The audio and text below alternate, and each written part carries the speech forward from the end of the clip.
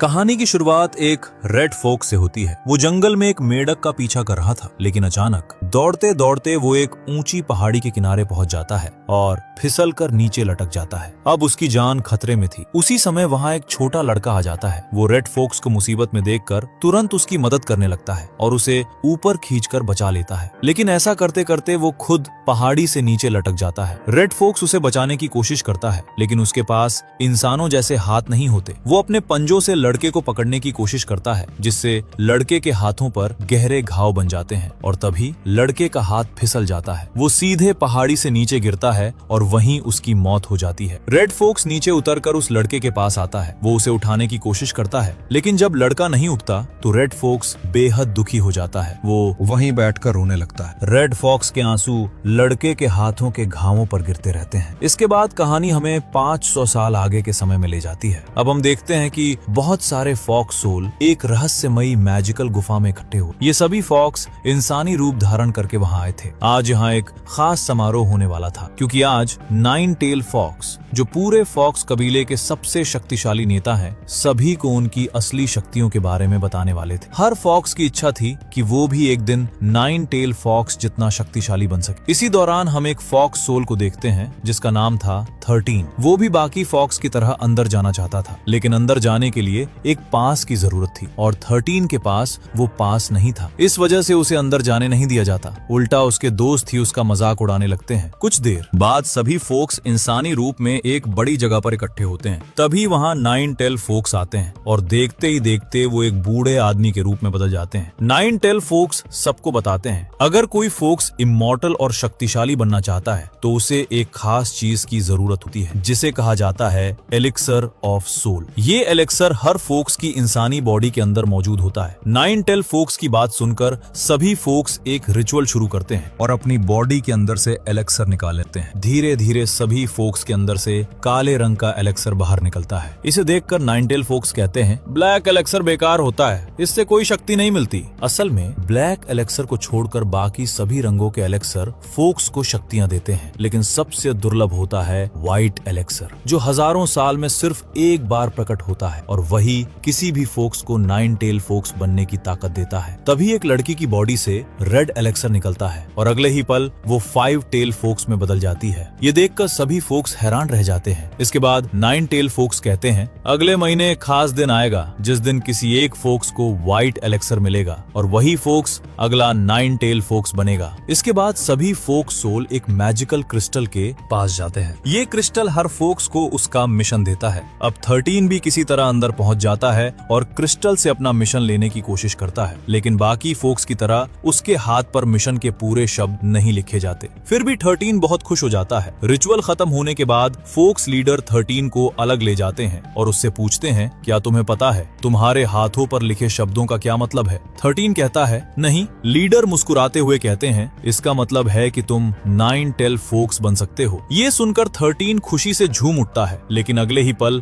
उसे पता चलता है कि लीडर उससे मजाक कर रहे थे। फिर लीडर गंभीर होकर कहते हैं, क्रिस्टल ने तुम्हें जो मिशन दिया है उसके अनुसार तुम कभी भी अपना एलेक्सर हासिल नहीं कर पाओगे, लेकिन अगर 13 वाकई अपना एलेक्सर पाना चाहता है तो उसे जाना होगा इंसानों की दुनिया में, लेकिन वहां रहते समय उसे एक बात का ध्यान रखना होगा, वो कभी भी अपने असली फोक्स रूप में वापस ना आए। इसके बाद फोक्स लीडर 13 को एक जादुई खंजर देते हैं और उसे अपना एलेक्सर ढूंढने के लिए भेज देते हैं, लेकिन जाते जाते 13 एक चालाकी करता है। वो चुपके से लीडर का मैजिकल क्रिस्टल चुरा लेता है और वहां से भाग जाता है। 13 के जाने के बाद फोक्स लीडर बहुत चिंतित हो जाते हैं, क्योंकि उन्होंने पहले भी कई फोक्स सोल को एलेक्सर ढूंढते हुए मरते देखा था और वो नहीं चाहते थे कि 13 के साथ भी ऐसा ही हो। इसलिए वो अपने खास शिष्य को भेजते हैं ताकि वो दूर से 13 की रक्षा कर सके। अगले सीन में हम 13 को देखते हैं। वो अपने एलेक्सर की तलाश करते करते एक छोटे से टाउन में पहुंच जाता है। उसे बहुत तेज भूख लगी थी, इसलिए वो टाउन के एक होटल में जाकर खाना खाने लगता है। उधर दूसरी तरफ हम शिजिंग को देखते हैं। वो अपने गधे के साथ उसी टाउन में किसी आदमी की तलाश में आया हुआ था। शिजिंग टाउन के लोगों को एक आदमी का स्केच दिखाकर पूछ रहा होता है, क्या तुमने इस आदमी को कहीं देखा है? लेकिन किसी ने भी उसे नहीं देखा होता। अब शिजिंग उसी आदमी को ढूंढते ढूंढते 13 के पास आ जाता है। वो 13 को भी वही स्केच दिखाता है, लेकिन उस समय 13 खाने में इतना व्यस्त होता है कि वो शिजिंग की बातों पर ध्यान ही नहीं देता। आखिरकार शिजिंग वहाँ से चला जाता है। जैसे ही शिजिंग वहाँ से जाता है, 13 लीडर से चुराया हुआ मैजिकल क्रिस्टल निकालता है। वो उसे एक्टिवेट करता है। क्रिस्टल उसे बताता है तुम्हारा एलेक्सर यहीं आसपास मौजूद है। ये सुनकर 13 बहुत खुश हो जाता है और अपने एलेक्सर की तलाश में टाउन में निकल पड़ता है। कुछ देर बाद वो एक प्रिस्ट के पास पहुंचता है। वहाँ वो एक अजीब दृश्य देखता है। वो प्रिस्ट डीमन सोल्स को अपनी पेंटिंग में कैद कर लेते हैं और फिर उनके खून का इस्तेमाल करके टाउन के लोगों का इलाज करते हैं। तभी अचानक 13 को फिर से शिजिंग मिल जाता है। शिजिंग फिर से उससे उस आदमी के बारे में पूछने लगता है, लेकिन जैसे ही 13 पीछे मुड़ता है, वो अचानक शिजिंग के गधे को देखकर डर जाता है और गुस्से में उसे एक जोरदार लात मार देता है। ये देखकर गधा भड़क जाता है और तुरंत 13 पर हमला कर देता है। वो 13 को हवा में उछाल देता है और उसे अपनी पीठ पर बिठाकर पूरे टाउन में दौड़ने लगता है। दोनों की इस लड़ाई से पूरा टाउन तहस नहस होने लगता है। आखिरकार गधा 13 को लेकर टाउन से बाहर निकल जाता है। ये देखकर शिजिंग भी अपने गधे के पीछे दौड़ पड़ता है। उधर वो प्रिस्ट जो डीमन ब्लड से लोगों का इलाज करते थे, शिजिंग पर एक मैजिक स्पेल कर देते हैं ताकि कोई भी बुरी शक्ति शिजिंग को नुकसान ना पहुंचा सके। अगले सीन में गधा 13 को जंगल के बीच छोड़कर वहां से भाग जाता है। कुछ ही देर में शिजिंग भी वहां पहुंच जाता है और 13 से अपना गधा वापस मांगने लगता है, लेकिन 13 के पास उसका गधा होता ही नहीं। वो बार बार समझाने की कोशिश करता है, मेरे पास तुम्हारा गधा नहीं है, लेकिन शिजिंग उसकी बात मानने को तैयार नहीं होता। आखिरकार 13 उससे पीछा छुड़ाने के लिए वहां से भागने लगता है और शिजिंग भी उसके पीछे दौड़ पड़ता है। काफी देर तक भागने के बाद दोनों थककर एक मंदिर के पास बैठ जाते हैं। तभी 13 का मैजिकल क्रिस्टल उसे बताता है शिजिंग ही वो इंसान है जो तुम्हें एलेक्सर हासिल करने में मदद कर सकता है। साथ ही क्रिस्टल बताता है कि शिजिंग इस समय सरकारी परीक्षा की तैयारी कर रहा है। ये सुनकर 13 बहुत खुश हो जाता है। अब वो शिजिंग को प्यारी प्यारी बातें करके इम्प्रेस करने लगता है। शिजिंग 13 को बताता है जिस आदमी की तलाश में वो इस टाउन में आया है, वो कोई और नहीं बल्कि उसका बड़ा भाई है। उसका भाई भी सरकारी परीक्षा की तैयारी करने यहीं आया था, लेकिन अचानक वो रहस्यमय तरीके से गायब हो गया। रात में जब शिजिंग सो जाता है, 13 चुपके से उसे मारने के लिए आगे बढ़ता है, लेकिन तभी लीडर के द्वारा भेजा गया एक गार्डियन वहां आ जाता है। वो 13 को ऐसा करने से रोक देता है। आखिरकार 13 शिजिंग को नहीं मारता। अगली सुबह जब दोनों नींद से जागते हैं तो देखते हैं कि वहाँ शिजिंग का गधा भी खड़ा है। शिजिंग उसे देखकर बहुत खुश हो जाता है, लेकिन असल में वो गधा नहीं बल्कि 13 का गार्डियन था जो गधे का रूप धारण किए हुए था। इसके बाद दोनों शिजिंग के भाई की तलाश में साथ निकल पड़ते हैं। कुछ समय साथ बिताने के बाद दोनों के बीच अच्छी दोस्ती हो जाती है। सफर के दौरान दोनों एक अकेडमी पहुंचते हैं जहां बहुत सारे छात्र उसी सरकारी परीक्षा की तैयारी कर रहे थे जिसकी तैयारी शिजिंग कर रहा था। दोनों तय करते हैं कि वो रात यहीं रुकेंगे। इसी दौरान शिजिंग को एक मेंढक दिखाई देता है जो चलते चलते अपने पीछे सोना छोड़ रहा था। ये देखकर शिजिंग बहुत खुश हो जाता है और उस सोने को उठाते हुए मेंढक का पीछा करने लगता है। आखिरकार वो अकेडमी के बीच बने एक पुल के पास पहुंच जाता है जहां अकेडमी का मालिक भी बैठा था। तभी अचानक वो छोटा मेंढक एक विशालकाय मेंढक में बदल जाता है और शिजिंग पर हमला कर देता है। शिजिंग किसी तरह उससे बचने की कोशिश करता है। शिजिंग को मुसीबत में देखकर 13 भी वहां पहुंच जाता है। अब दोनों मिलकर उस विशाल मेंढक से बचने की कोशिश करते हैं, लेकिन वो ज्यादा देर तक उससे नहीं बच पाते और अगले ही पल वो विशाल मेंढक 13 पर हमला करता है और उसे अपने अंदर खींच लेता है। ये देखकर शिजिंग डर के मारे कांप उठता है और घबराकर वहां से भाग जाता है। शिजिंग के वहां से भागने के बाद वो विशालकाय मेंढक 13 को अपने मुंह से बाहर निकाल देता है। दरअसल वो मेंढक कोई असली राक्षस नहीं था। असल में वो 13 का गार्डियन था जो 13 के कहने पर ये सब कर रहा था, क्योंकि 13 शिजिंग को सिर्फ डराना चाहता था। लेकिन तभी शिजिंग वापस लौट आता है। उसे देखकर 13 का गार्डियन फिर से एक विशालकाय मेंढक में बदल जाता है और शिजिंग पर हमला कर देता है। लेकिन इस बार शिजिंग अपने साथ एक मशाल लेकर आया होता है। वो तुरंत मेंढक की जीभ पर आग लगा देता है, जिससे उसका मुंह बुरी तरह जल जाता है और वो 13 को बाहर निकाल कर वहां से भाग जाता है। अगले सीन में हम 13 को अपने गार्डियन और फोक्स लीडर के शिष्य के साथ एक नाव में देखते हैं। गार्डियन 13 से कहता है हमें कॉन्ग सिटी जाना चाहिए। वहाँ एक लड़की रहती है जो बता सकती है कि तुम्हारा एलेक्सर किस रंग का होगा। तीनों इसी बारे में बात कर रहे होते हैं कि तभी वहाँ शिजिंग आ जाता है। उसे देखकर गार्डियन तुरंत नदी में कूद जाता है। अब यहाँ 13 शिजिंग को अपनी असली पहचान बता देता है। वो कहता है मैं इंसान नहीं, एक फोक्स सोल हूँ। ये सुनकर शिजिंग डर जाता है, लेकिन 13 उसे समझाता है है डरने की जरूरत नहीं है, मैं तुम्हें नुकसान नहीं पहुंचाऊंगा। शिजिंग धीरे धीरे शांत हो जाता है और 13 के घावों पर दवाई लगाने लगता है। शिजिंग उसे बताता है कि वो डाओरिंग नाम के एक आदमी से मिलना चाहता है क्योंकि वही उसका सबसे बड़ा प्रेरणा स्रोत है। कुछ समय बाद दोनों कॉन्ग सिटी पहुंच जाते हैं। ये शहर बेहद खूबसूरत था जहां बहुत सी सुंदर लड़कियां इनका स्वागत करती हैं। उसी समय गार्डियन भी एक महिला का रूप धारण करके 13 से मिलता है। अब तीनों उस लड़की के पास जाने वाले होते हैं जो शिजिंग को देखकर 13 के एलेक्सर का रंग बता सकती थी। उस लड़की का नाम था एंगलिन। लेकिन जैसे ही एंगलिन शिजिंग के पास जाकर उसके अंदर झांकने की कोशिश करती है, अचानक एक अनजान शक्ति उसे दूर फेंक देती है। दरअसल ये वही सुरक्षा कवच था जो पहले प्रिस्ट ने शिजिंग पर लगाया था, जिसकी वजह से कोई भी बुरी शक्ति उसके करीब नहीं जा सकती थी। शिजिंग को एंगलिन बहुत पसंद आती है और वो तुरंत उसे शादी के लिए प्रपोज कर देता है, लेकिन एंगलिन उसकी बातों पर ज्यादा ध्यान नहीं देती। वो तो इस बात से हैरान थी कि वो शिजिंग की बॉडी के अंदर कुछ भी नहीं देख पा रही थी। इसलिए वो 13 से कहती है, मैं किसी अनजान शक्ति की वजह से शिजिंग के एलेक्सर का रंग नहीं बता सकती। अगले सीन में हम एंगलिन को दर्द से तड़पते हुए देखते हैं और यहाँ एक बड़ा राज सामने आता है। असल में एंगलिन की आत्मा एक फूल के अंदर कैद थी और उसी फूल की मदद से उसका गार्ड उसे कंट्रोल कर रहा था। दूसरी तरफ शिजिंग उस जगह पहुंच जाता है जहां उसे सरकारी परीक्षा देनी थी। वो हर किसी को अपने भाई का स्केच दिखाकर पूछता है, क्या तुमने इस आदमी को देखा है? लेकिन किसी को भी उसके भाई के बारे में कुछ नहीं पता होता।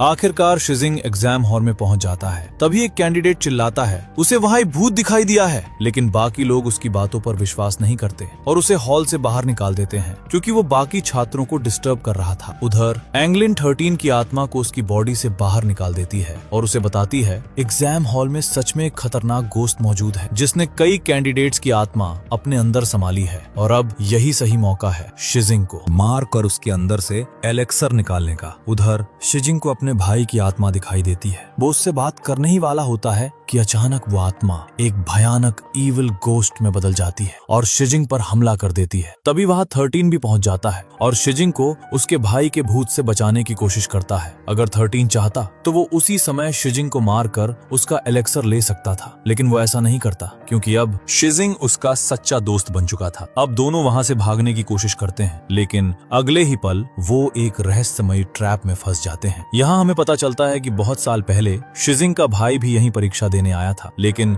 एग्जाम हॉल में ही उसकी मौत हो और उसी वजह से वो एक ईविल घोस्ट बन गया। अब वो भूत 13 पर हमला करता है और शिजिंग के भाई की आत्मा 13 की सोल को एब्जॉर्ब करने लगती है, लेकिन तभी उसे अपने पुराने दिनों की याद आने लगती है और आखिरकार वो शिजिंग को छोड़ देता है। शिजिंग अपने बड़े भाई की आत्मा से मिलकर बहुत खुश हो जाता है और अगले ही पल शिजिंग और 13 की आत्माएं दोबारा उनकी बॉडी में वापस आ जाती हैं। अब शिजिंग को समझ आ जाता है कि 13 उसके साथ सिर्फ इसलिए है क्योंकि उसे उसके शरीर के अंदर मौजूद एलेक्सर चाहिए। इसलिए शिजिंग 13 से कहता है, अगर तुम्हें मेरा एलेक्सर चाहिए तो मैं खुद को मारकर भी तुम्हें दे सकता हूँ। लेकिन 13 इसके लिए साफ साफ मना कर देता है क्योंकि अब उसका मकसद एलेक्सर हासिल करना नहीं बल्कि एंगलिन को कैद से आजाद कराना होता है। दरअसल एंगलिन का इस दुनिया में कोई भी अपना नहीं था। लोग उसकी शक्तियों का बार बार गलत इस्तेमाल करते थे। इन सब से तंग आकर आखिरकार एंगलिन ने आत्महत्या कर ली और मरने के बाद वो एक ईविल घोस्ट बन गई। अब वो अपनी सुंदरता और शक्ति बनाए रखने के लिए लोगों के दिल खाती और उनका खून पीती थी। 13 की बात सुनकर शिजिंग भी एंगलिन को आजाद कराने के लिए तैयार हो जाता है। इसके बाद शिजिंग एंगलिन के पास जाता है और एक बार फिर उसे शादी के लिए प्रपोज करता है। एंगलिन उसे अपनी पूरी कहानी बताने लगती है। उसे लगता है कि सच जानने के बाद शिजिंग उससे दूर चला जाएगा, लेकिन ऐसा नहीं होता। सच जानने के बाद भी शिजिंग एंगलिन से शादी करना चाहता है। अब दोनों वहां से भागकर 13 के पास आ जाते हैं, लेकिन एंगलिन को लगता है कि शायद 13 अभी भी शिजिंग को मारकर एलेक्सर हासिल करना चाहता है। इसलिए वो बिना सोचे समझे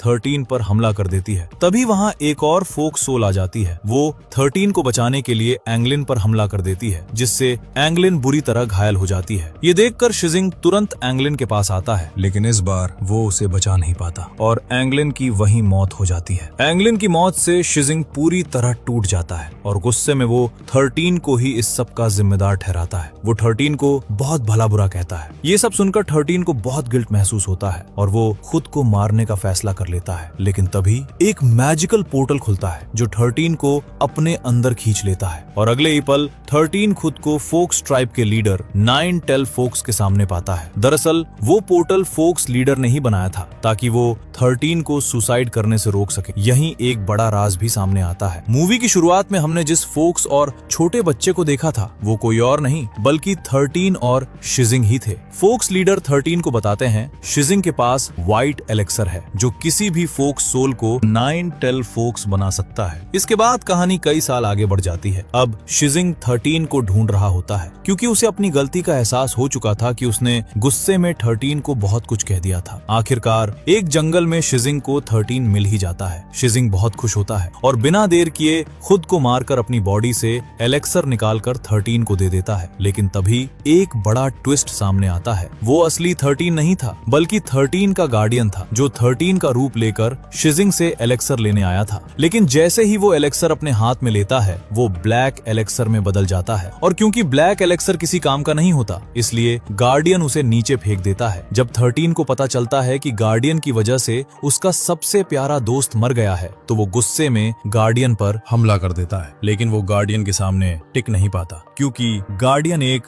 5 टेल फोक्स होता है और वो 13 को बहुत बुरी तरह मारता है। जब 13 मरने ही वाला होता है तभी उसका हाथ उस ब्लैक एलेक्सर को छू लेता है और अचानक वो ब्लैक एलेक्सर व्हाइट एलेक्सर में बदलने लगता है क्योंकि वो असल में 13 का ही एलेक्सर था और उसमें 13 और शिजिंग की दोस्ती और अच्छाई की ताकत छिपी थी। व्हाइट एलेक्सर किसी भी फोक्स सोल को 9 टेल फोक्स में बदल सकता है और अगले ही पल 13 एक शक्तिशाली 9 टेल फोक्स में बदल जाता है। अब वो गार्डियन को बुरी तरह हरा देता है लेकिन वो उसकी जान नहीं लेता क्योंकि शिजिंग चाहता था कि 13 हमेशा एक अच्छा फोक्स सोल बने। इसके बाद 13 अपनी पूरी शक्ति का इस्तेमाल करके शिजिंग को दोबारा जिंदा कर देता है लेकिन ऐसा करते करते उसकी सारी शक्ति खत्म हो जाती है और वो फिर से एक छोटे से फोक्स में बदल जाता है। अब शिजिंग और 13 खुशी खुशी साथ रहने लगते हैं। उधर 9 टेल फोक्स गार्डियन को एक पेंटिंग में कैद कर देते हैं और यहाँ हमें पता चलता है गार्डियन शुरू से ही शिजिंग से व्हाइट एलेक्सर हासिल करना चाहता था। उसी ने एग्जाम हॉल में शिजिंग को रहस्यमयी ट्रैप में फंसाया था लेकिन गार्डियन की आत्मा बुरी थी और इसलिए उसे कभी भी व्हाइट एलेक्सर नहीं मिल सका। कभी कभी असली ताकत शक्ति में नहीं दोस्ती और त्याग में छिपी होती है। अगर आपको ये कहानी पसंद आई हो तो वीडियो को लाइक करें, अपने दोस्तों के साथ शेयर करें और ऐसी ही शानदार कहानियों के लिए चैनल को सब्सक्राइब जरूर करें।